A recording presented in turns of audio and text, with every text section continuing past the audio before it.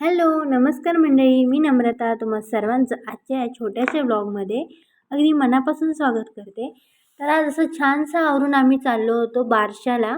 तर आमचे जे ओनर आहेत त्यांच्या घरी छोटंसं बाळ आलं आहे नवीन. त्याचा बारसा होता म्हणून आम्ही चाललो आहे तिकडे. तर असं छानशी मी साडी नेसली होती आणि संजू मला म्हणाली, "वेणी घाल कारण माझ्या केसांना दृष्ट लागते," असं तिचं म्हणणं आहे. सारखं सारखं मोकळे सोडते म्हणून.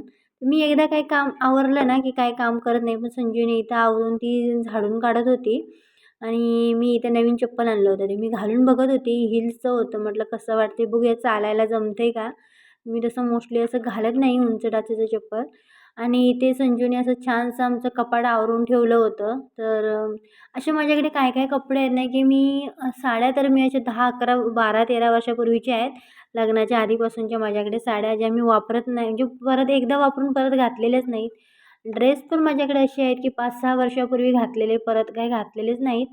असा कपड्यांचा आमच्याकडे खूप पसारा होतो. मग संजूने हे छानसं असं आवरून ठेवलं होतं.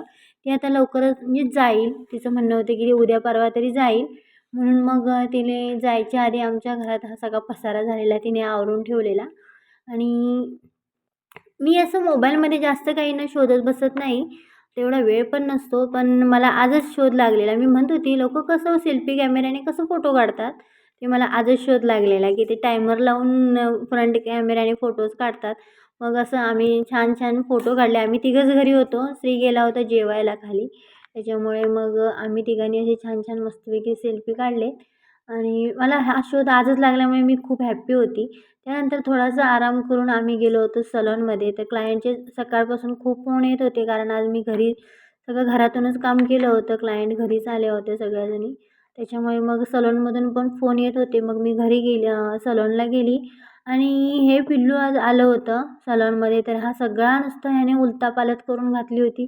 संजू इथे निवांत बसून व्हिडिओ बनवत होती आणि हा मात्र इकडे-तिकडे काही नाही का उलथापालथ करून घालत होता.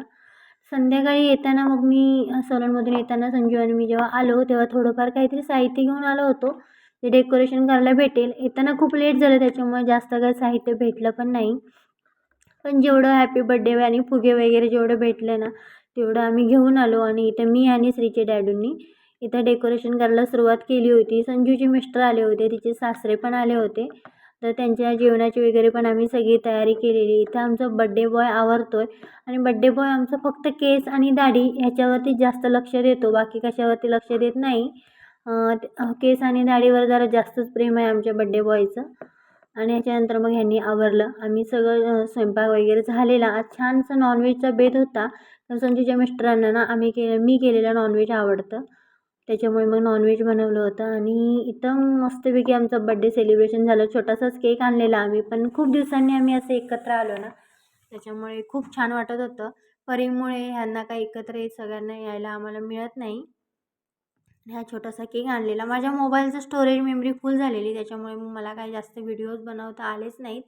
बारशाचे पण मी काही व्हिडिओज बनवलेले, ते पण संजूच्याच मोबाईलमध्ये राहिले. इथं संजू परीला पण घेऊन आली होती, कारण परी बिचारी एकटीच असते अंथरुणात झोपून आणि इकडे बाकीच्यांची सगळ्यांची मजा चालू असते. त्याच्यामुळे मग आम्ही इथं केक कट केला आणि श्रीने इथं जबरदस्तीने आपल्या डॅडूला केक लावलेला. त्याच्यामुळे मग ह्यांनी जाऊन जरा चेहरा वगैरे धुवून आणला. इथं स्वामी पण आमचा छान एन्जॉय करत होता. स्वामी हल्ली आता आमच्यामध्ये मिक्स झाल्यामुळे असं खूप छान राहतो माणसांमध्ये. पहिला तर जास्त माणसं आली ना की रडायचा खूप. त्यानंतर आमची छानसं जेवणं वगैरे झाली. हे दोघं पण निघून गेलेत आणि त्यानंतर आम्ही इथं झोपायला आलेलो. आणि स्वामीचं आणि माझं हल्ली असं रोज काही ना काही नवीन नवीन चालू असतं. स्वामी पहिला मला खूप घाबरायचा, म्हणजे सगळ्यांनाच घाबरायचा ॲक्च्युली तो. आता मात्र सगळ्यांशी छान, आता सगळ्यांना ना कोणतरी आलं जरी घरी तर त्याला जाऊन वगैरे असं ओरडतो. म्हणजे छान आता असं मस्तपैकी रूल आहे माणसांमध्ये. इथं स्वामीची आणि माझी अशीच थोडीफार मस्ती संध्याकाळी चालू असते. तर भेटूया पुढच्या व्हिडिओत. तोपर्यंत बाय बाय.